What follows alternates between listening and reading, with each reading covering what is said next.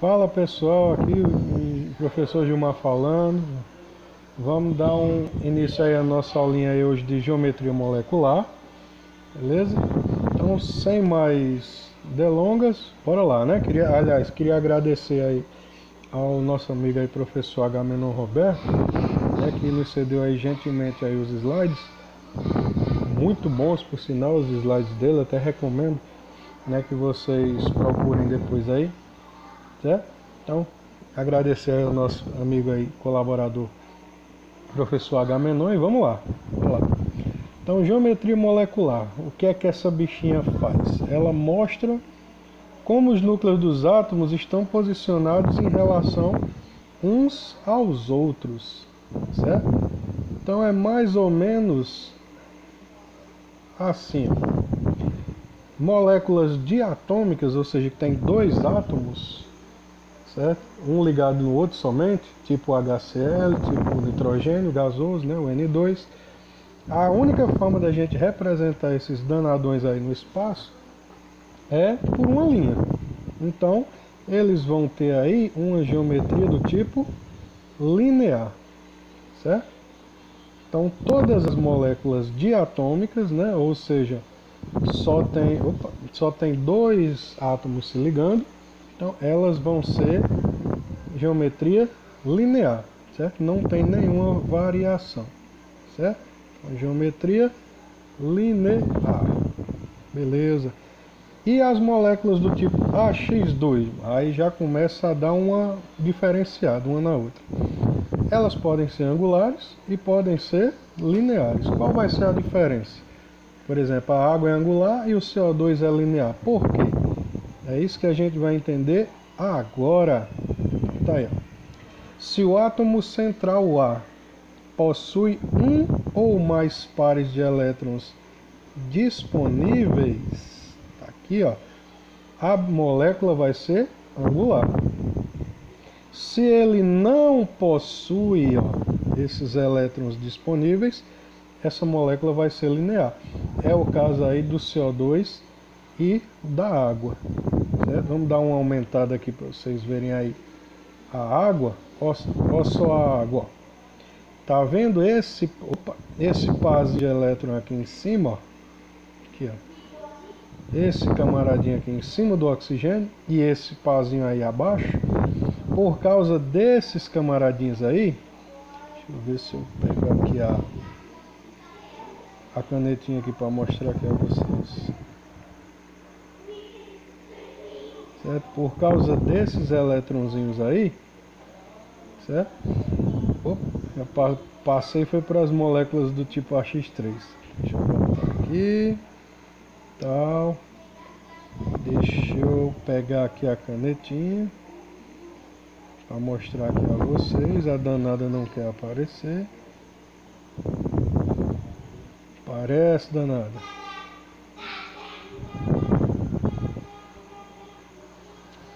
Só para me fazer vergonha ela não vai aparecer, mas tudo bem. Ah, apareceu, né? Resolveu, né? Então vamos lá. Aqui, olhando aqui para o... Opa, aqui, mané, aguardar aqui nada. Olhando aqui para o oxigênio velho de guerra, certo? Só para ele. Tem dois pares de elétrons sobrando nele aí, né? Enquanto no carbono velho de guerra, aqui, ó, não tem nada sobrando, certo?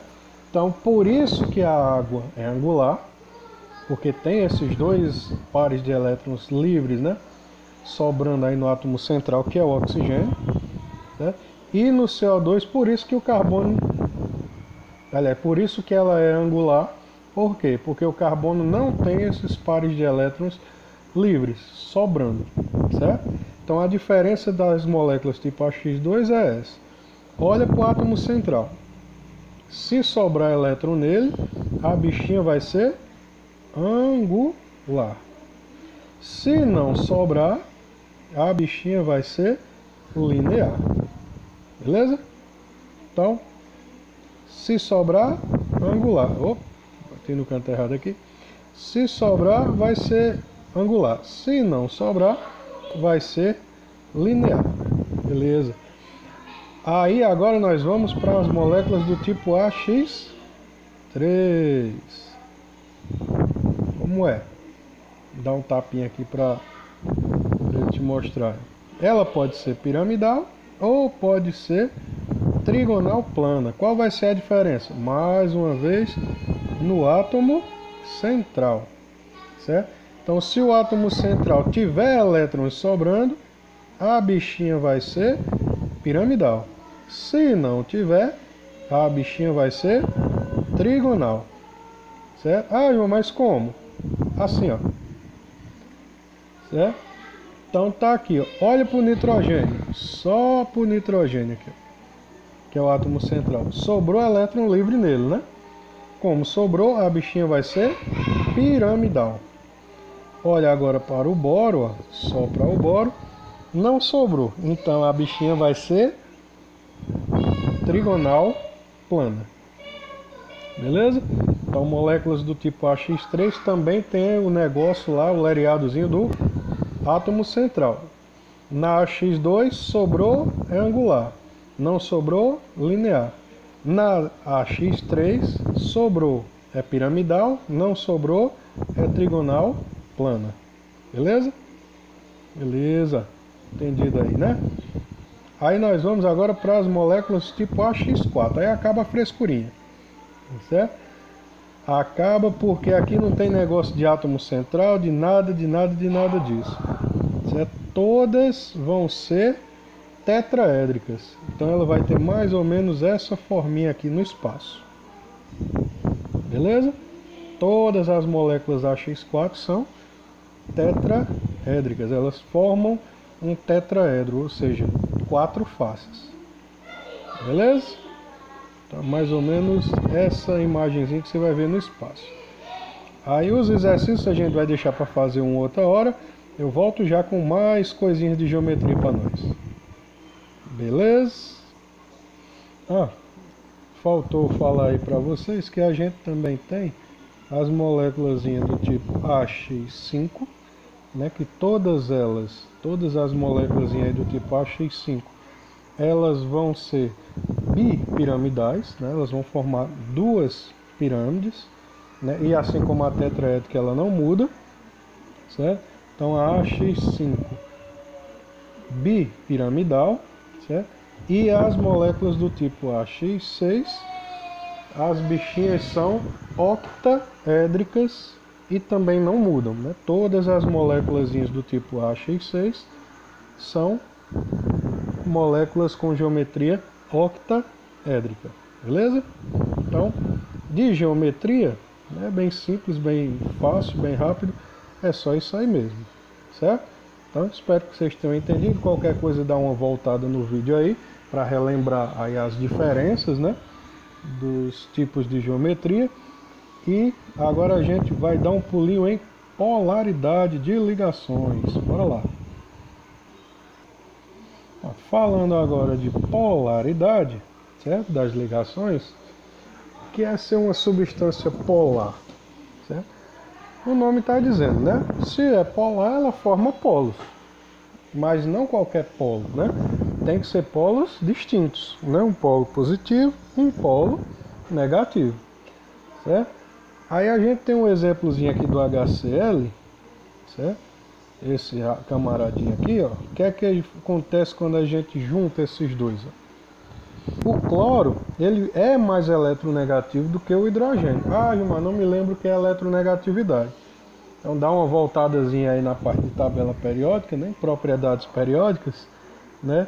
Pra gente relembrar aí o que é eletronegatividade, que é a tendência dos elétrons serem puxados mais fortemente por alguns elementos, certo? Então, os halogênios, eles têm uma alta eletronegatividade, assim como o cloro, né? Como um dos halogênios. Então, como o cloro é mais eletronegativo do que o hidrogênio, ele puxa o elétronzinho para mais próximo dele, certo?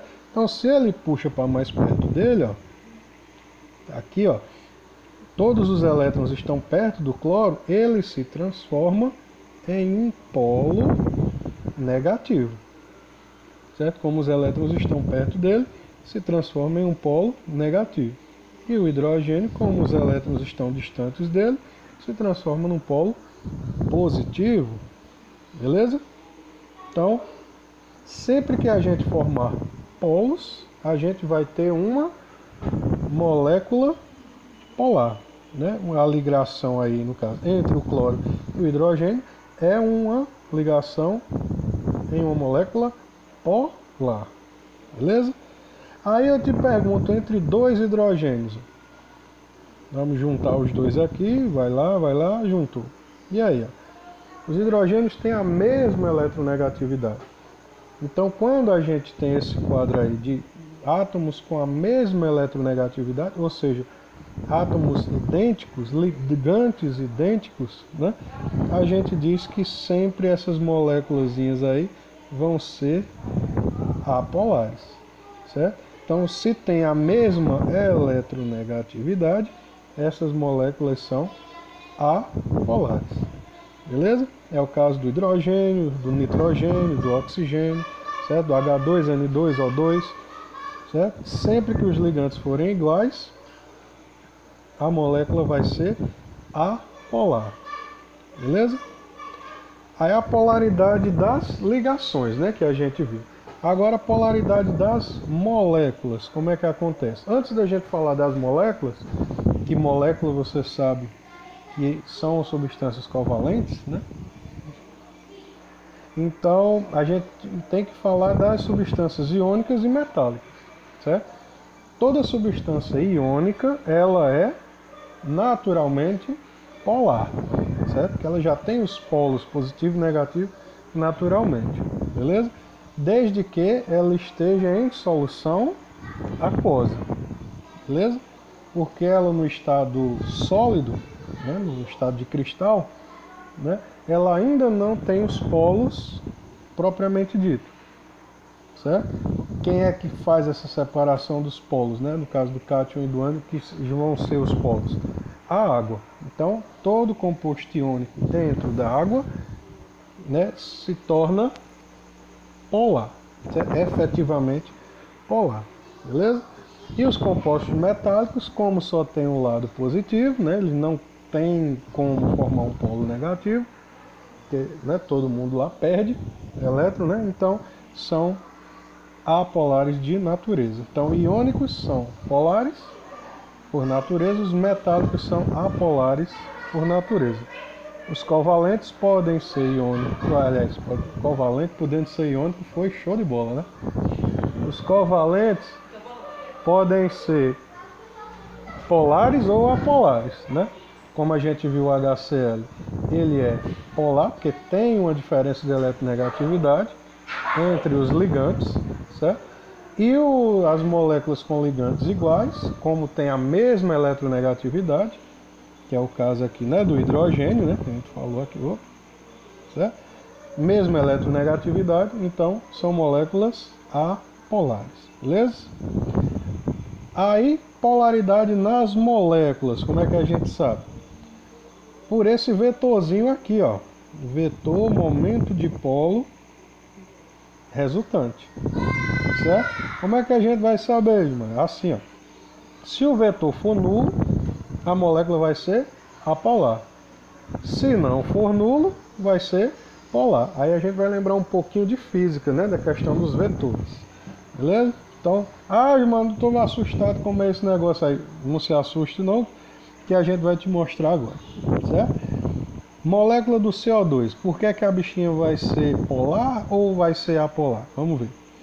Quem é mais eletronegativo aí? O carbono ou o oxigênio? Então, se você mais uma vez lembrar lá para onde cresce a eletronegatividade na tabela, você vai lembrar que é para cima, né, de baixo para cima nas famílias e da esquerda para a direita nos períodos, né? Então vai ser assim, ó, para cima nas famílias e para a direita nos períodos. É assim que cresce, a nossa amiga eletronegatividade. Ou seja, quem está mais à direita é o oxigênio. Então ele vai ter mais eletronegatividade, ele vai puxar os elétrons para cima. Então, a mesma força que o oxigênio da direita aqui, puxa os elétrons para ele, a da esquerda também, certo? Então, como tem forças iguais em sentidos opostos, eles vão se anular. Se as forças se anulam, a molécula é do tipo apolar. Beleza? Ficou claro aí? Então, se anulou, como nesse caso do CO2, ela é apolar. Além de linear, é apolar. Beleza? Fechou? Tranquilo? Agora vamos ver a da água. Quem é que puxa entre o hidrogênio e o oxigênio? O oxigênio. Certo? Geralmente quem puxa os elétrons para si, né, quem tem uma eletronegatividade maior, é quem tem um número de elétrons maior na última camada. Então, no caso aí da água, é o oxigênio que puxa. Então, como ele vai puxar, vai ser assim, ó. Aí eu te pergunto, os vetores aí vão se anular? Não.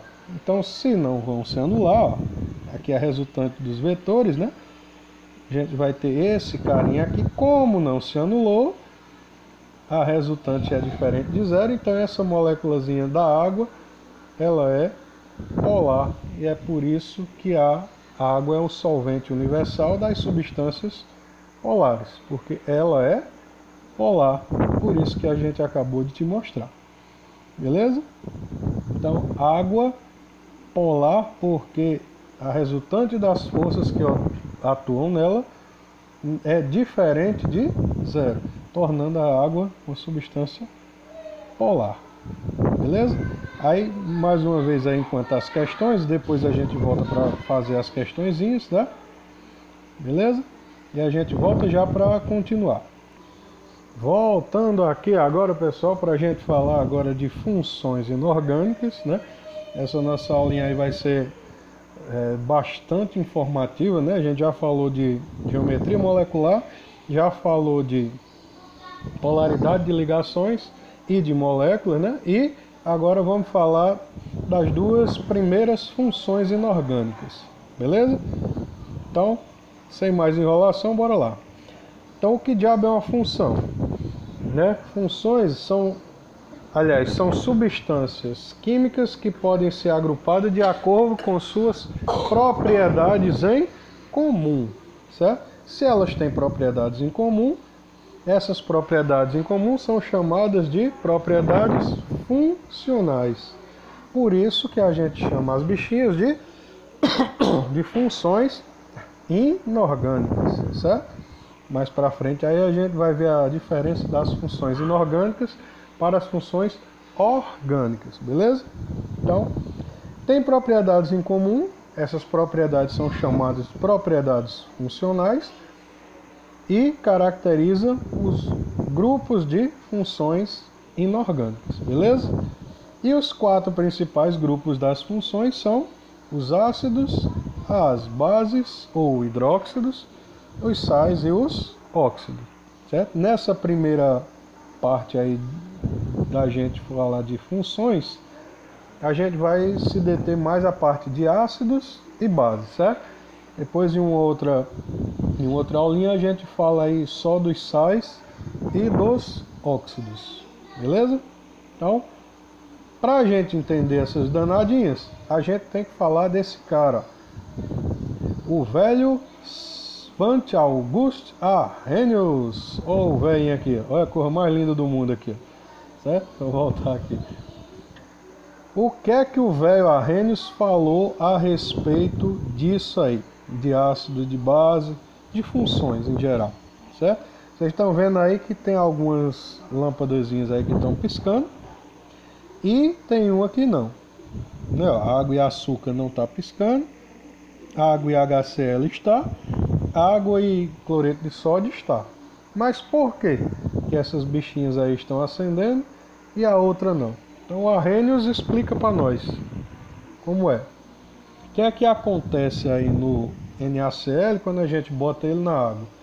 Isso, ó, dá uma olhadinha na moléculazinha aqui do NaCl, ó, o que é que vai acontecer com ela? A passagem da corrente elétrica em soluções se encontra associada à presença de íons livres na água, né, livres na solução. Então esses carinhas aqui vão fazer isso, ó. Separaram-se, certo? Como a gente separou os íons, essa separação dentro d'água a gente chama de dissociação iônica, certo? É uma separação de íons na presença da água, certo? Então, todo composto iônico, ele sofre dissociação iônica, que é uma separação de íons, beleza? Então, peguei um composto iônico, coloquei na água, ele vai separar os cátions dos ânions. E o que é que acontece com o HCl velho de guerra? Isso, ó. O Hzinho sai do Cl, vai se juntar com a água, formando o íon hidrônio, né, que é o H3O+, e o Cl é o íon negativo, é o ânion da parada, certo? Então aqui a gente tem uma reação de ionização. Aqui, ó, vou voltar aqui. Aqui, ó, no NaCl, a gente teve uma separação de íons, ou seja, teve uma dissociação. Aqui no ácido, né, ó, no HCl, a gente teve uma ionização, a gente formou íons, certo? Então tem essa diferença. Dissociação separa íons, certo? A ionização forma o íon hidrônio, beleza? Então tem essa diferençazinha aí e tem as nossas reaçõezinhas aqui embaixo, beleza? Então é importante a gente entender essa diferença das duas reações, tá?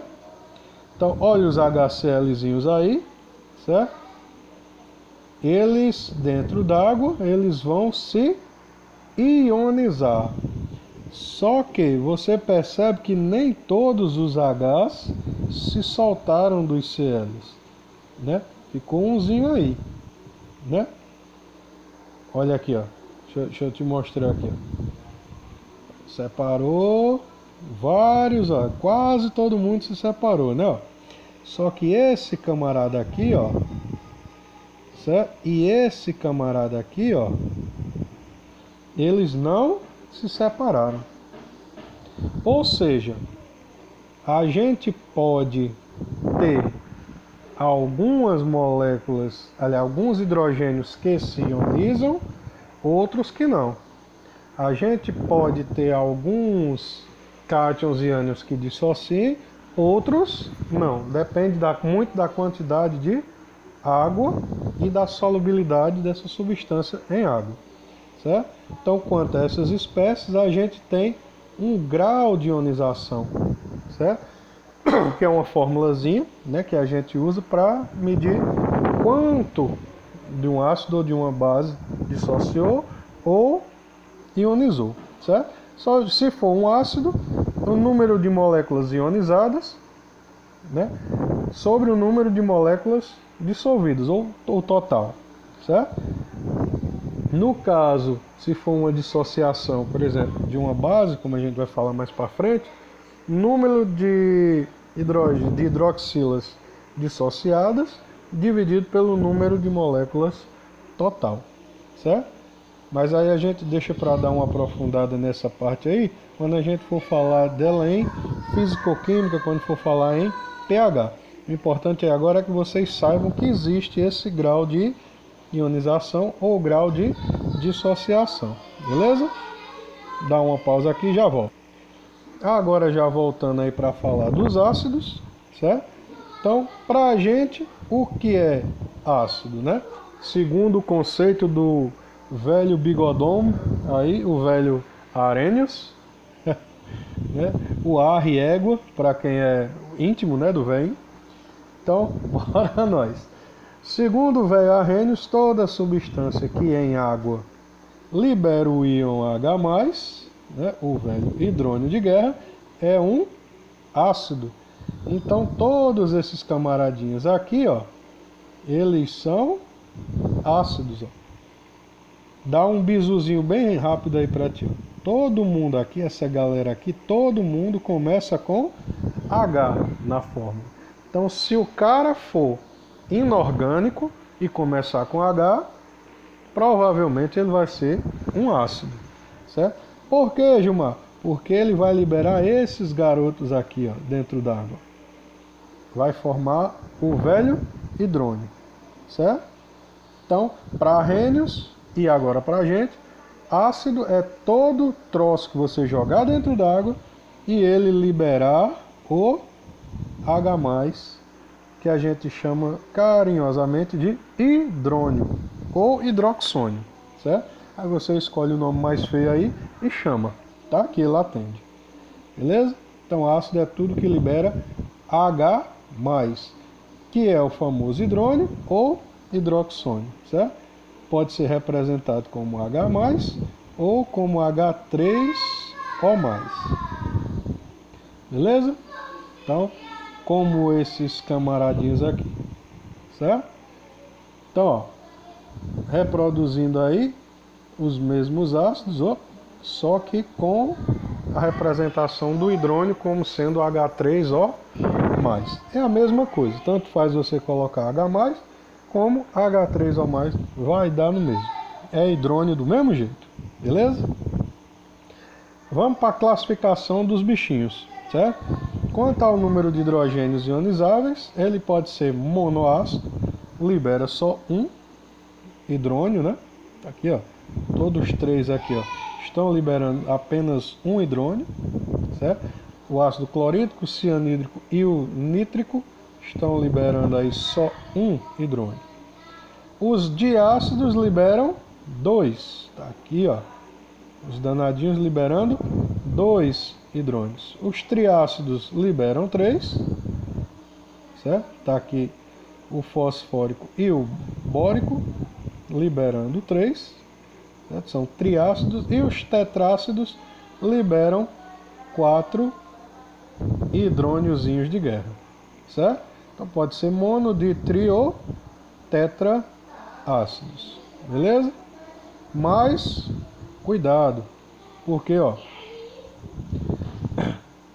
quando você for olhar, não olhe para o número de hidrogênios que está no ácido que ainda não foi ionizado, certo?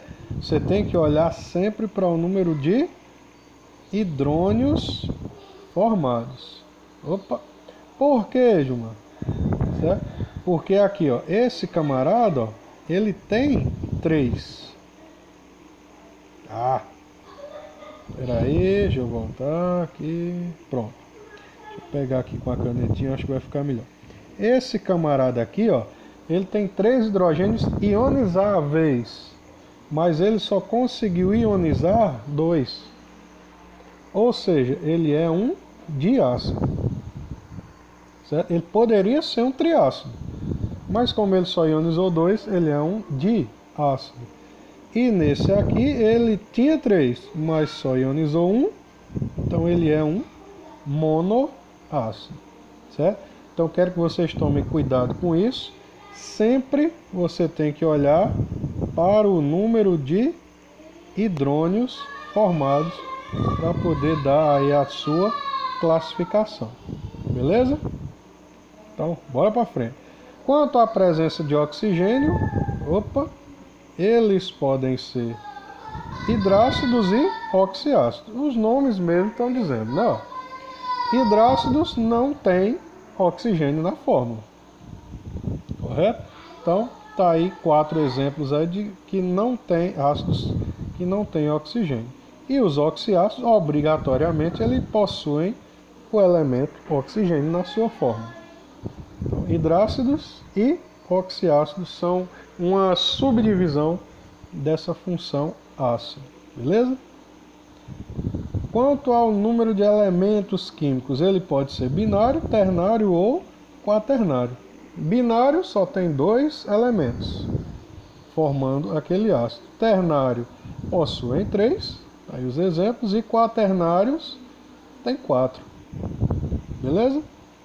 Então, bem tranquilo aí, quanto ao número de elementos, pode ter 2, 3 ou 4, binário, ternário quaternário. Quanto ao grau de ionização, o bichinho pode ser fraco, moderado ou forte. Aí, ó, é baseado naquilo que a gente tinha falado para vocês lá naquela formulazinha lá de Arrhenius, né? Que é o alfa, né? Que é o grau de ionização. É uma forma da gente saber a força de um ácido, certo? É pelo alfa. Se o alfa, né? Se tu fizer o cálculo lá, der menor do que 5%, ele é fraco. Entre 5 e 50, ele é forte. Ele é moderado. Maior do que 50%, ele é forte. Certo?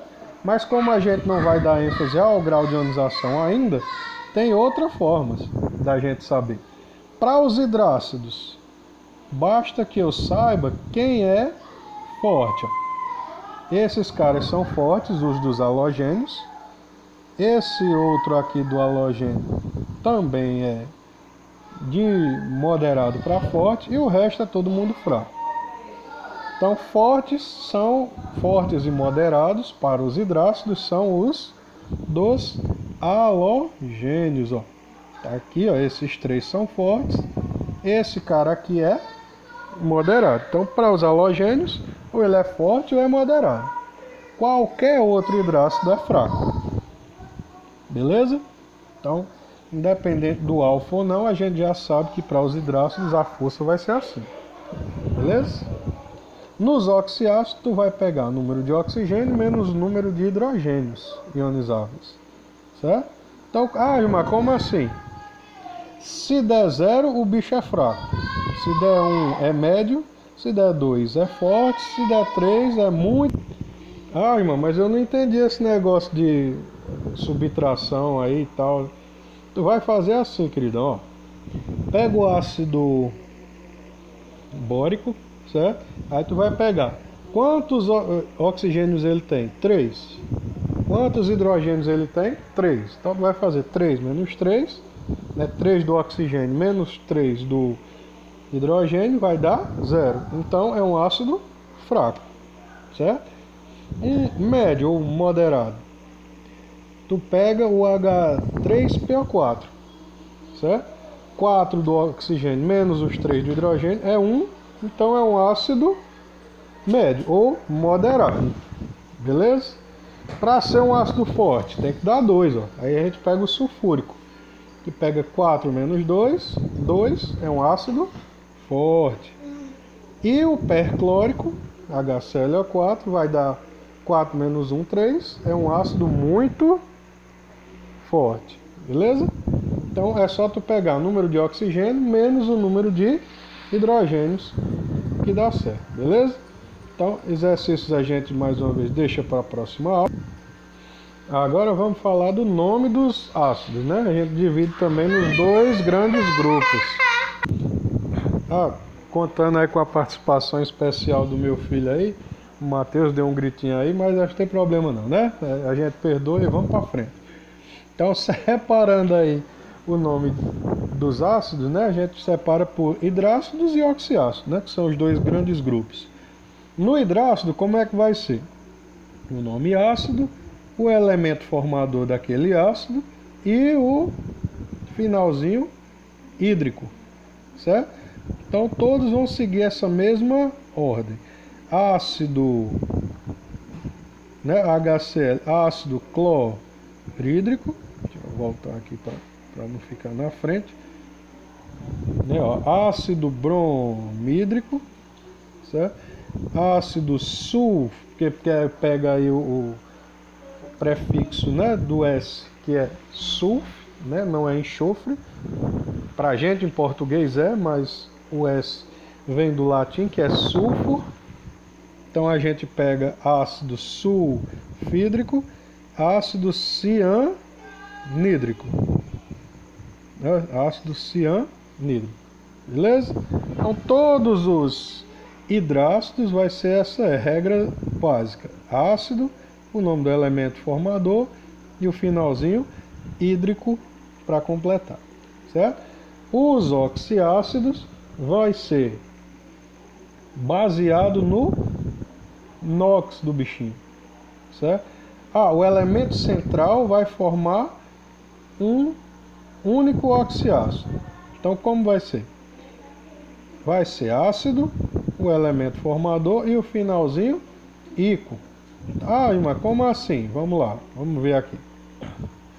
Bom, vocês viram que mais uma vez um dos meus meninos apareceu aí, né, no fundo. Certo? Eles gostam bastante de aparecer aí nos vídeos, né? Você vê como a família é importante, né? Até na hora de a gente trabalhar e gravar os videozinhos aí pra vocês, eles querem aparecer, né? Reiniciei, viu, pai? Tá começando aí de novo, tá? Tá ficando legal aí pra ti. Então vamos lá. Nos oxiácidos, vamos entender aí a bagaça como é. Então vai ser assim, ó. Esse cara aí, ó, ele vai pegar essa regrinha, que é ácido, mais o elemento formador e o finalzinho íquo. Então esse aqui é o ácido, como é carbono, carbônico, certo? Esse aqui, ó, ácido bórico, mas para não ficar bórico, fica bórico, né? Todos que terminam em ico, certo? Todos os que terminam em ico, eles são acentuados, certo? Por isso que é ácido carbônico e ácido bórico, certo? Então, elemento central forma um único oxiácido, certo? No caso aí do carbono e do boro velho de guerra. Aí, ó, são esses carinhas aí. Quando o elemento central forma dois oxiácidos diferentes, certo? No caso do carbono e do boro, eles formam só um, que é o íquo, certo? Só tem o carbônico e o bórico, certo? Então bora lá. Como é que esse danado aí forma dois oxiácidos diferentes? Então vamos ver, né? É o exemplo aí, o oso e o íquo. Ó, nesse caso aí, a gente vai pegar pelo NOx do átomo central, certo? Que é o enxofre nos dois casos aí, né? Aqui, ó, vai ter o enxofre com o NOx menor. Então esse vai ser o ácido sulfuroso, certo? Esse aqui vai ter um enxofre com o NOx maior. Então ele vai ser o sulfúrico. Beleza? Esse caso aqui, ó, vai ter o nitrogênio com o NOx menor. Então ele é o nitroso. E esse aqui vai ter o nitrogênio com o NOx maior e vai ser o nítrico. Como é que eu sei quem é o NOx menor, quem é o NOx maior? Entre, né, dois oxiácidos com o mesmo átomo central. Quem tiver o menor número de oxigênios, né, um macete aí que eu vou te dar. Quem tiver o menor número de oxigênios, que no caso aqui é o sulfuroso e o nitroso, certo?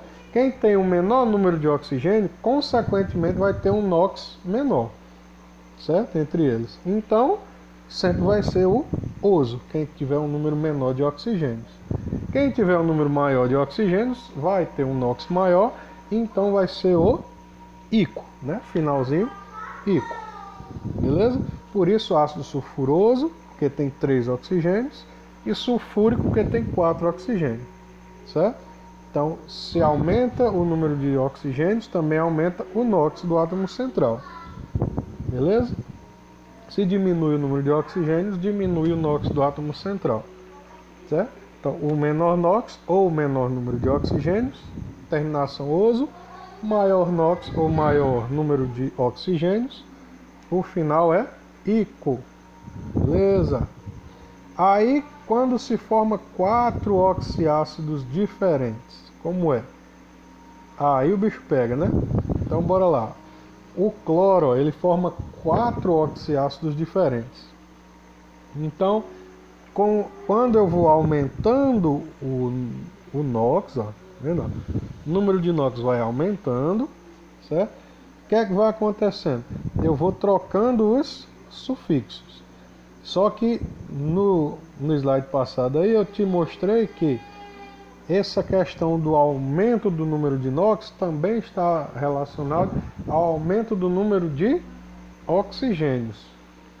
Beleza? Então quem tem maior NOx é o átomo central, né, no caso, é aquele oxiácido que tem um número de oxigênios maior.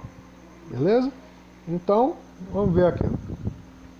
Nesse primeiro, ele é o menor de todos os números de oxigênio. Então, o átomo cloro aí vai ter o menor NOx de todos.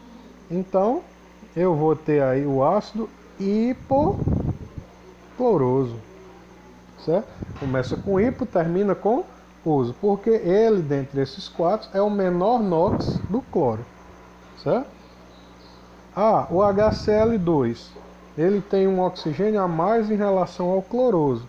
Ou seja, o NOx dele é maior do que o do cloroso. Então ele vai ser o ácido só cloroso, sem o hipo, certo? Aí o HClO3 é o ácido que o cloro ele tem um NOx maior do que o cloroso, porque o número de oxigênios, aliás, é maior, certo? Do que o do cloroso. Então, esse HClO3 vai ser o clórico. E o último, né, que é o HClO4, como é o que tem mais oxigênios, é o que o cloro vai ter um NOx maior. Então, ele é o ácido que começa com per e termina com ico, né? Então ele é o perclórico, certo? Ah, irmão, mas eu aprendi na tabelinha de fazer o NOx do átomo central para ver qual é. Você pode fazer isso também, certo? Então, se terminar, aliás, se o átomo central for mais, ficou horrível. Se ele for mais um, certo? Ou mais dois, ele vai ser hipooso, beleza? Se o átomo central, o NOx dele der mais um ou mais dois, vai ser hipooso, certo? Hipo, o nome do elemento, e oso, beleza? Deixa eu tirar aqui. Se for mais 3 ou mais 4, aí vai ser só oso, beleza? Então, mais 1 ou mais 2, hipooso. Mais 3 ou mais 4 vai ser só oso, né? Final, terminaçãozinha, oso. Beleza? Aí, se for mais 5 ou mais 6, ele vai ser só ico no final. Certo? Se for mais 5 ou mais 6, ele vai ser ico. Certo? No caso aí o do ácido perclórico, né? Que aí o NOx dele já vai dar mais 5. Beleza? E se for mais 7, 7 é horrível, hein? Mais 7 ou mais 8, o 8 então ele desarreda, né? Mais 7 ou mais 8, ele vai começar com o pé e vai terminar com ico, que é o caso do ácido perclórico. Beleza? Então, quanto maior o NOx, vou voltar aqui. Quanto maior aí o NOx, você vai aumentando de hipooso, oso, ico até o per-ico. Beleza? Nome dos hidratos. Certo? Quanto ao grau de hidratação, mais para frente a gente fala sobre ele. Agora vamos falar aí das bases ou hidróxido, porque o vídeo já está ficando muito grande, né? Já vamos com 44 minutos aí. Certo? Então vamos falar de base ou hidróxido rapidinho. Mais uma vez o conceito de Arrhenius, né? Que base é tudo que libera a hidroxila dentro d'água. Tipo esses camaradinhas aqui. Ó. Todo mundo aqui liberou o cátion, mas o ânion sempre é a hidroxila véia de guerra. Ou seja, terminou com OH, ele é uma base ou um hidróxido. Beleza? Começou com H, é ácido. Terminou com OH, é uma base para o velho Arrhenius de guerra.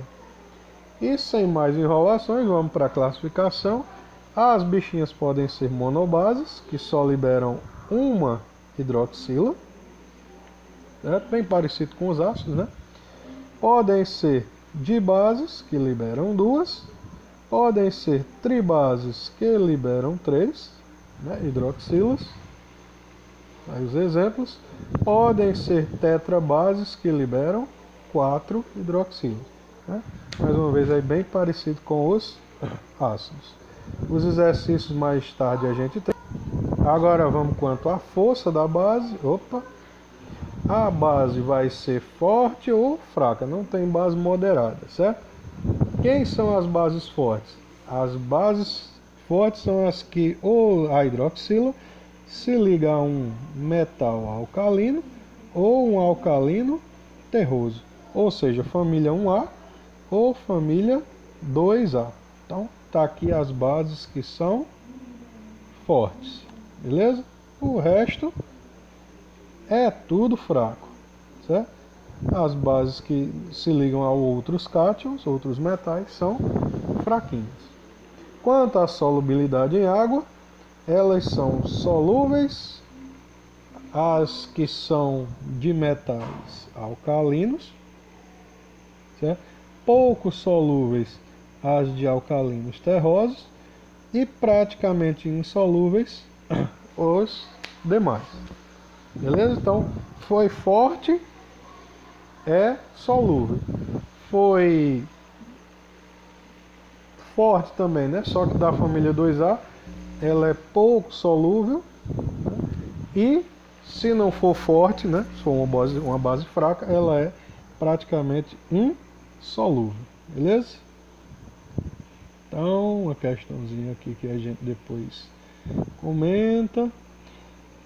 Algumas propriedadezinhas da base, né? Sabor adstringente. Elas conduzem eletricidade em solução, porque liberam íons, certo?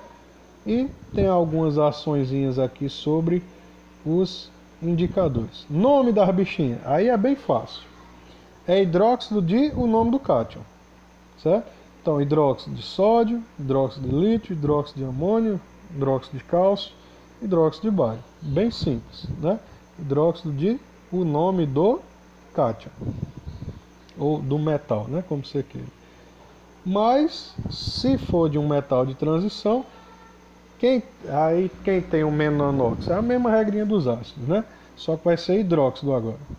Hidróxido, o nome do cátion e o finalzinho uso para quem tem o menanox e ico para quem tem o maior NOx. Nesse caso aqui, maior número de hidroxilas é o ico, menor número de hidroxilas é o uso, certo? Então vamos ver aqui o do ferro e o do chumbo. Hidróxido de ferro 2 ou hidróxido ferroso, que é o que tem menos hidroxila. Hidróxido de ferro 3 ou hidróxido férrico. Beleza? Porque tem mais hidroxilas. Aqui do mesmo jeito, ó, hidróxido plumboso, né? Porque o chumbo é plumbum, então fica plumboso, porque tem 2. Hidróxido de chumbo 4 ou plúmbico, porque tem 4. É mais do que 2, então o finalzinho é ico. Beleza? Então, se não for final oso ou ico, você diz a valência do cátion, só que em algarismos romanos, tipo assim, ó. Hidróxido de ferro 2 ou 3, mas em algarismo romano. Hidróxido de chumbo 2 ou 4, também em algarismo romano. Beleza? Então, mais um exercíciozinho aqui, depois a gente... Bom, pessoal, então as bases são isso aí, certo? É bem simples, bem tranquilo. Tudo que liberar hidroxila na água é uma base, né? Tem a classificação aí bem parecida com a dos ácidos, certo? Nomenclatura também bem simples, né? Que é hidróxido de o nome do metal, o nome do cátion. Tem as variaçõezinhas aí nos metais de transição, então é só para você ficar atento a essa variação. E é basicamente isso, ácidos e bases, beleza? Então, como a gente já está com quase 50 minutos aí, né, ficou bastante informação aí para essa aulinha, né? Espero que vocês tenham conseguido aí pegar bastante coisa, certo? De geometria, polaridade, ácidos e bases, certo? E em outra oportunidade a gente volta aí para fazer alguns exercícios sobre esses assuntos, certo? E tirar as dúvidas, beleza? Qualquer coisa, deixa aqui nos comentários aqui embaixo, certo? A tua dúvida, a tua sugestão, a tua crítica e tal. Peça, né, se vocês acharem que não ficou muito claro alguma parte, né? Peçam especificamente alguma coisa aí nos comentários, certo? Um exercício e tal. Postem as dúvidas de vocês aí, coloca nos comentários aí embaixo, que a gente responde a vocês ou nos próprios comentários, ou quem sabe com um outro vídeo um pouco mais esmiuçado, beleza? Então, se gostou, dá um like aí para ajudar a gente aí do canal. Compartilha aí para seus amigos, né, que gostam de química ou que querem aprender química, beleza? Se inscreve no canal se você ainda não é inscrito, ativa o sininho para de vez em quando a gente entra aí ao vivo, você ser notificado, ou quando tiver algum vídeo novo no canal, né, vocês serem avisados, certo? E eu vou ficando por aqui por hoje. Espero que tenha ajudado bastante vocês aí. E bons estudos para todo mundo aí, tá? Tchau, tchau, pessoal.